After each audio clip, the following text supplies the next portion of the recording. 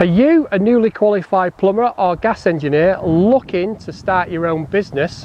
One of the things you will need to consider is, what vehicle do you require? The obvious choice would be something like a mid-range panelled van, something like a Ford Transit or a Vauxhall Vivaro, but that might be out of your budget or not practical for you to use.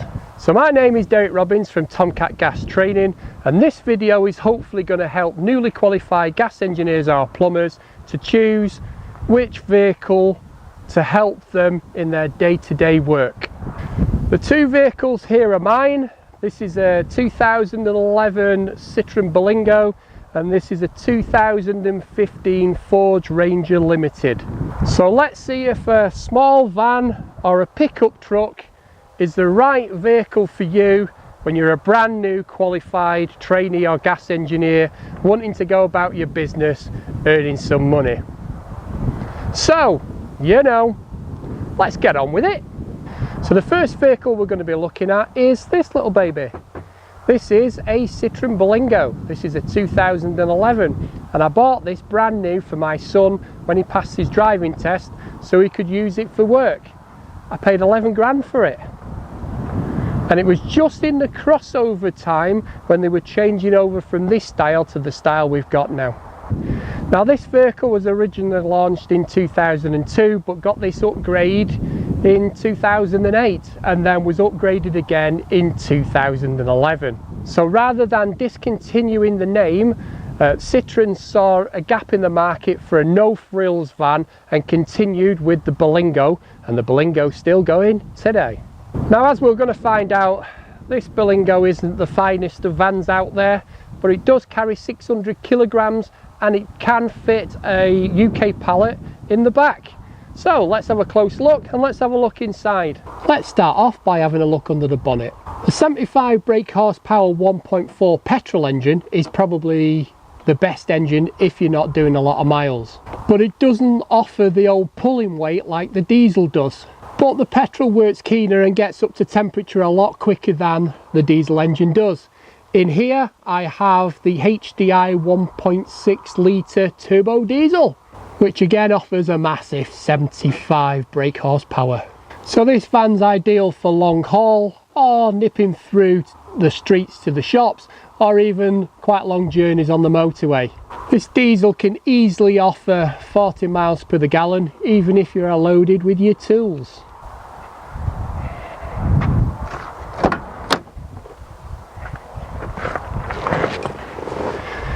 Getting into the Berlingo couldn't be any easier, thanks to these really large doors and the seats being at a great height. So there's no need to haul yourself in or drag yourself out. It's incredibly easy to get in or out.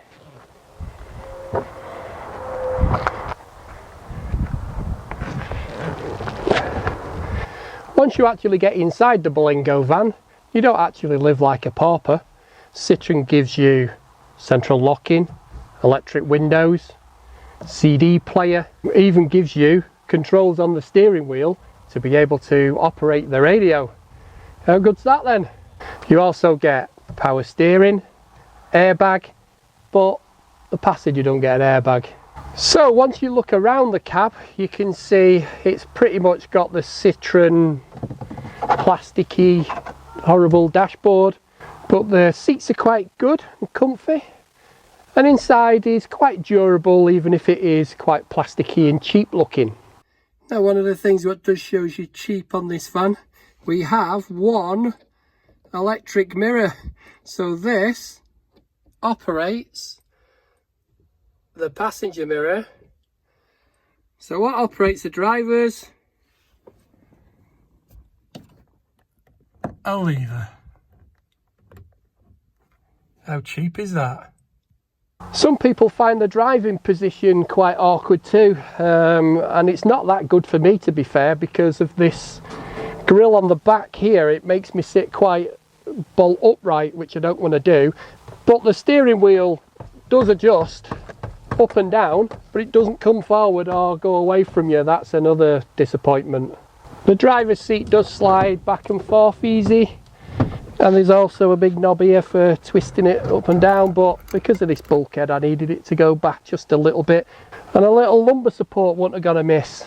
But I am 6'2" and I have loads of headroom. So and some of the vans even have a shelf here as well, so I haven't got that one. But yeah, you do feel like you've got lots of room in here, and it has a massive windscreen you can see out of really easily. The storage inside the cab is good.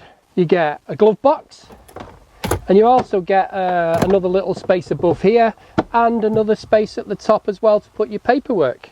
You've got a little shelf here where you can put your money and stuff. And we've got good deep pockets in the doors, and we've also got a really good console. But shame about the cup holders, pretty rubbish really. You can't get two cups next to each other. Anyway, you get one cigarette lighter, is it 12 volts connection there? But there's no Bluetooth and there's no hands-free or anything like that in this car. Remember, it is nearly 10 years old, this car. There's also a great space behind the seats, which would be the footwell if it was the version of this car where the seats in the back. Anyway, you'll find your jack here and also the wheel brace. Okay, so this is on both sides, and it's really good space to hide your stuff where you don't want those guys looking in who come at the middle of the night to help themselves. So to finish off in the cab, electric windows are a good touch. There's electric windows on both sides, not automatic going back up though. What's that all about? Automatic going down, but not going back up. But other than that, it's not a bad place to be. As for the dash layout, everything's dead easy to get at. You don't really need to take your eyes off the road once you get used to it, because you know where everything is. Like I say, the controls on the steering wheel are really good, so you don't even have to play around with the radio. But there aren't that many controls anyway. You've got, as usual, you've got heater and cooling, no aircon though, and electric windows. We've also got a locking button for locking the central locking once we're inside the car, and the hazard lights, and that's pretty much all you get. We do get a rev counter though, so that's a good thing. Obviously we've got a temperature gauge and a fuel gauge as well as the speedometer. Now this van has done 63,264 miles in its life, so it's not done too bad. It's still in reasonably good condition, and up to 12 months ago it only had 30,000 miles on the clock. Word of warning guys, don't lend your van to anybody. Anyway, that's another story. But other than that, it's not a bad van to drive. I have driven quite a long distances in it, and yeah, it's not a bad little drive. So that's enough for the cab. Let's see what's in the back. These twin hinged rear doors were standard for the Berlingo, but you could actually buy a Berlingo with a tailgate which had a heated rear screen and wash wipe on it. But that would have stopped your access if you were trying to get a pallet into the back, so that wasn't really a good idea. But these doors do swing all the way open, so you can easily get a forklift truck right up to the bumper to load this pallet. Another option for the Berlingo was this sliding door, but with minimum access and only a small area which is easy accessible from the back doors, the only time you're ever going to use this door is to get your service bag out. But it does have a nifty lock which you have to push to stop it slamming shut on you. So inside this loading bay there are floor mounting securing eyes. We've also got an internal light, and it's a simple ladder frame bulkhead behind the driver, as you can see. The bare metal floor is tough, but I bought an optional plywood flooring and side panels, as you can see, and also for the back door to save on any scuffs and the tools rattling around. I also bought some grills for the back door to stop someone smashing the back window and just leaning in and grabbing all my tools. which is a must these days with all the thefts from vans. So maximum payload for the Berlingo is 600 kilograms, which should be more than sufficient for most gas engineers who only do breakdowns and servicing. The gross weight is 2,000 kilograms. So the area of this cargo space is from wheel arch to wheel arch is 1,160 mil, or 45 3/4 inches, or 1,400 millimeters, or 55 inches, from the top of the bulkhead there to the back doors, and 1,120 from the floor to here, or 44 inches, which gives us a cubic meterage of 1.8 meters cubed. So that's our load capacity, but remember, it's not just the size of the area, it's the weight you're carrying. Now that's a look at this Citroen Berlingo. So let's have a look at this Ford Ranger Limited, and let's see the difference between a 2015 vehicle and a 2011. This Ford Ranger is a durable, rugged machine built in the same mould as its American cousin, the Ford Raptor. With its muscle car styling and its large carrying capacity, it makes it a very versatile machine for a new plumber, gas engineer, or anybody else in the building trade. This Ranger is an incredibly strong vehicle and has a 3.5 ton towing capacity. As well as being one of the best at towing, it's also amazing off-road. So if you need to take your truck off-road, this is the vehicle for you. So that's a look on the outside. Let's get inside and let's have a look at the features it offers. You know, we're getting on with it. This third generation Ranger was initially introduced in 2011 and came with two engine types, a 2.2 and a 3.2, both being turbo diesel engines. So the 2.2 had 125 brake horsepower and the 3.2 had 150 brake. In 2013, Ford gave the 2.2 a power increase, giving the 2.2 130 brake horsepower and the 3.2 160 brake horsepower. This also improved the fuel economy.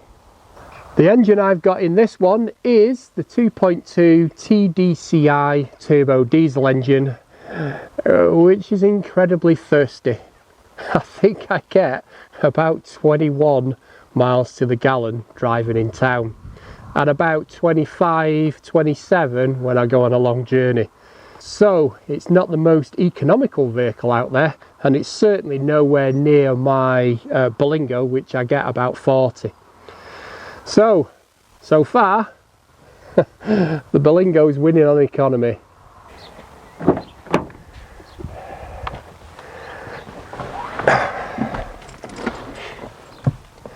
Getting in and out of this Ford Ranger isn't as easy as the Berlingo, especially if you're a bit on the short side.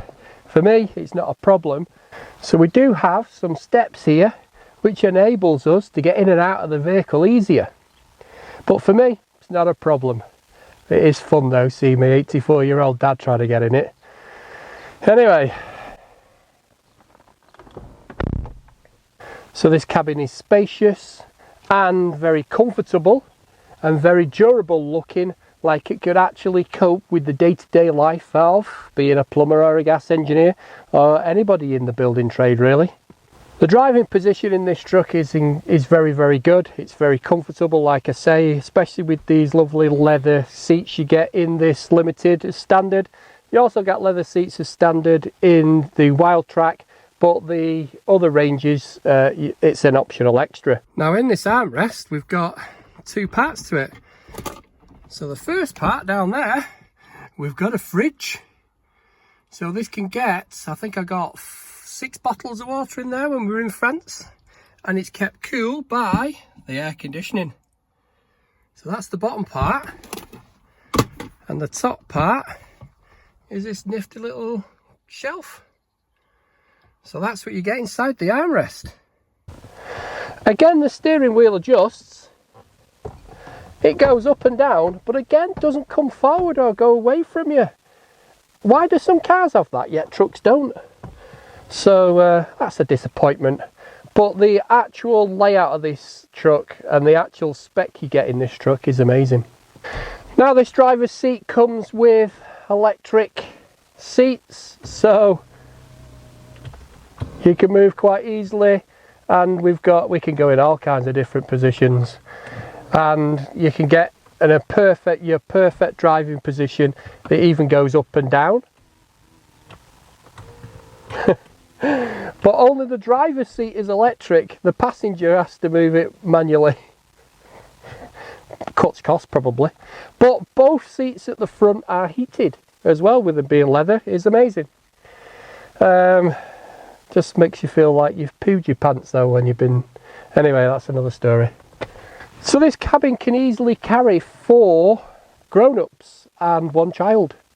Or you can have 3 kids in the back. When we look at the back you'll see that. But the spec you get in this, absolutely amazing. We get climate control, and it's for the passenger and the driver.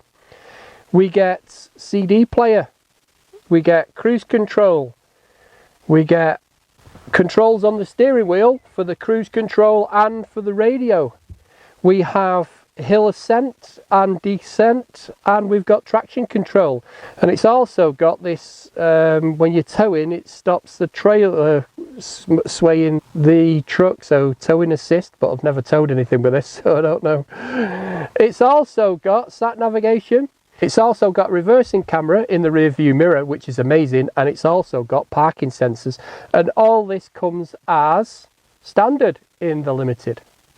We also get electric powered windows for all 4 windows, which the driver can operate, and this time it's automatic, the driver's going down, and also automatic going up, so we beat the Berlingo on that one.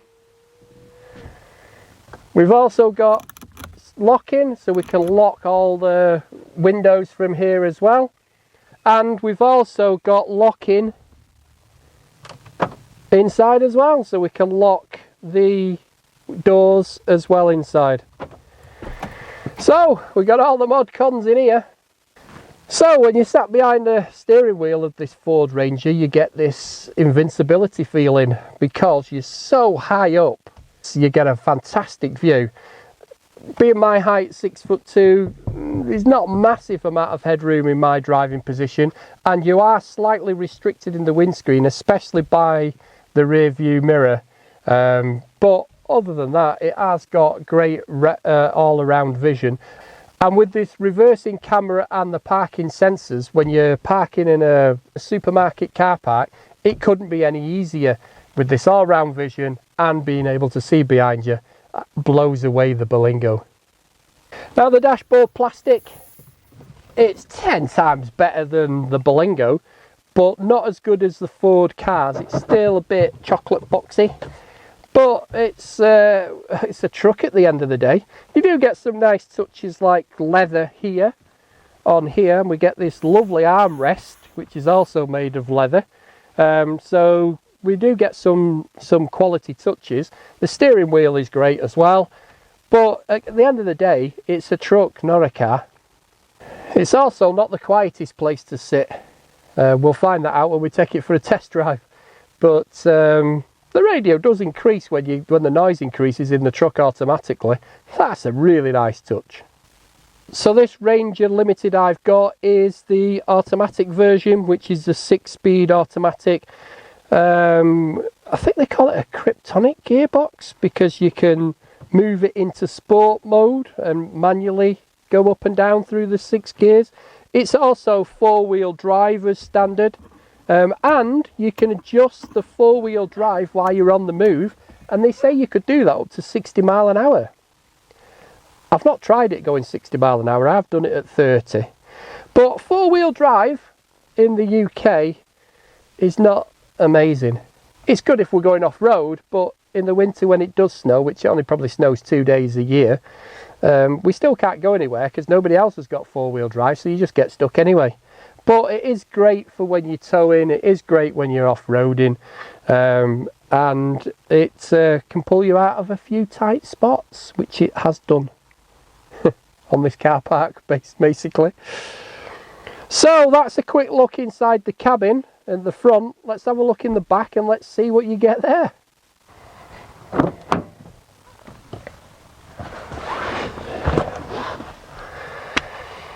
So getting into the back of this Ford Ranger isn't the hardest thing in the world to do, and sitting in the back isn't the worst place ever to be. As you can see, I've still got a little tiny bit of headroom here. This is my driving position, so this seat's set for me to drive, and I've still got a bit of room here for my legs. So what do we actually get in here? Well, I've got an electric window.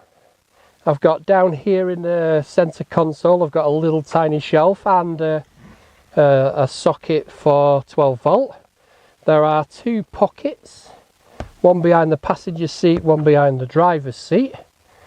We have an armrest in the middle, so if I pull that down, we've still got a bit of an armrest and two cup holders. So, like I say, it is a bit of a squash to get 3 adults in the back, but if you were sat in the middle, we have to sit astride the prop shaft, but yeah, I can still fit here, and I'm still not the comfiest in the world, but not the uncomfiest. So yeah, 3 kids easily, 2 adults and a kid, not bad. 3 adults, bit of a squash. So as long as you're not going on massive long journeys, it's not bad in the back of here. Also in the back here, if I lift the back seat up, pull this little tab here and lift this back seat up, we've got some secret storage. So in a little pocket here, we've even got a hook which hooks onto this space here, this little socket here, to keep the seat up, and we can actually get a bike in the back of here, and an adult's bike, because I've done it. This secret storage is a nifty idea. So basically we've got 2 bins under here, and we could put stuff in it. How good's that? Now, if I pull this little tab here, the back seats go forward. And what we find here is the jack and the bag of tools.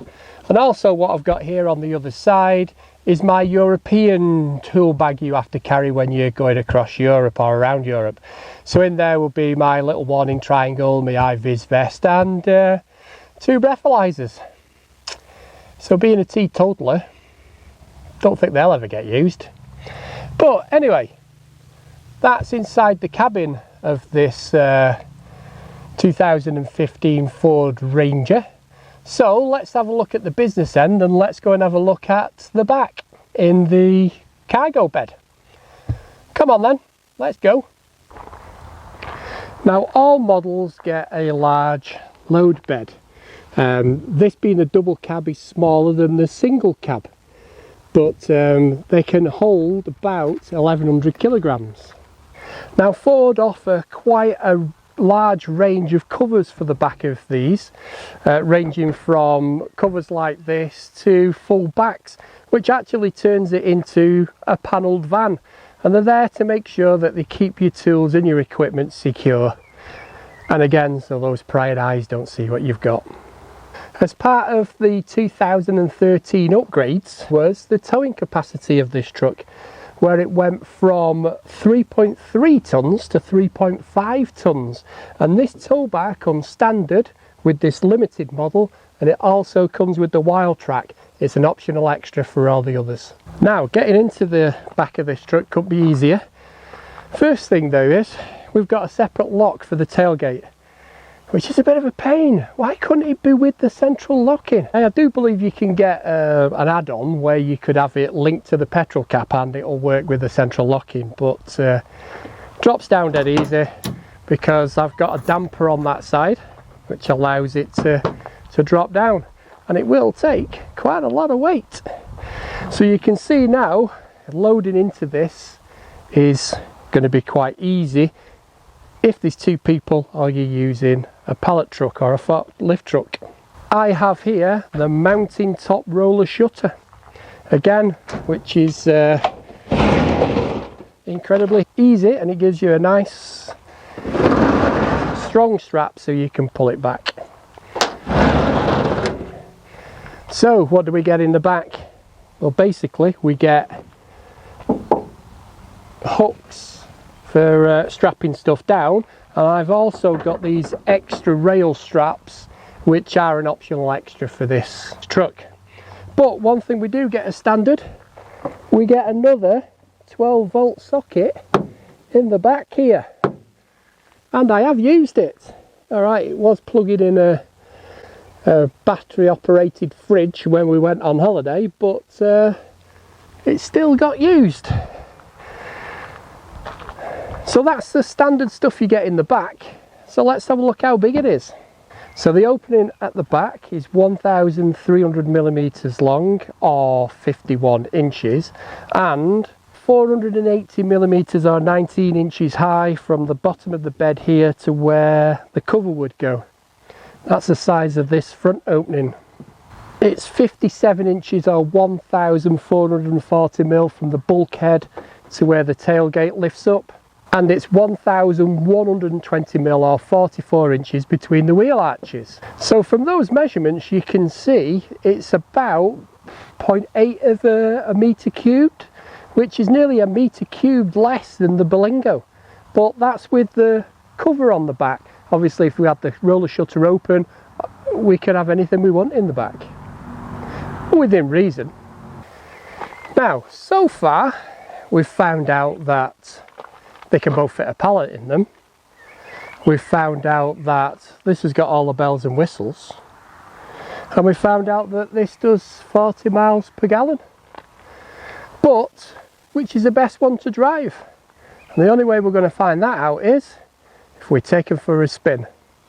So we started off looking at the Berlingo, so let's take the Berlingo for its first spin. Come on. Now that is the end of part one on finding out which is the best vehicle between this Ford Ranger and this Citroen Berlingo for newly qualified plumbers or gas engineers.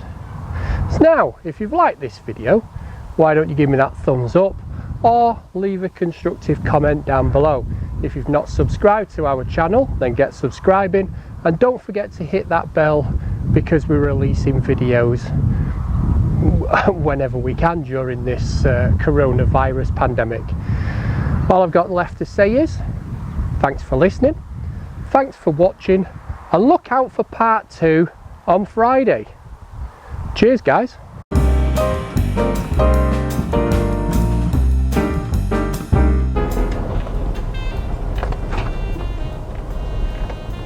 So now we're leaving the car park. We can first try out the Citroen suspension. You can also hear my squeaky clutch. Now this van's had a squeaky clutch since the day I bought it. Now let's do the same journey in the Ranger as we've just done in the Berlingo, but let's get the aircon on. It's a bit warm.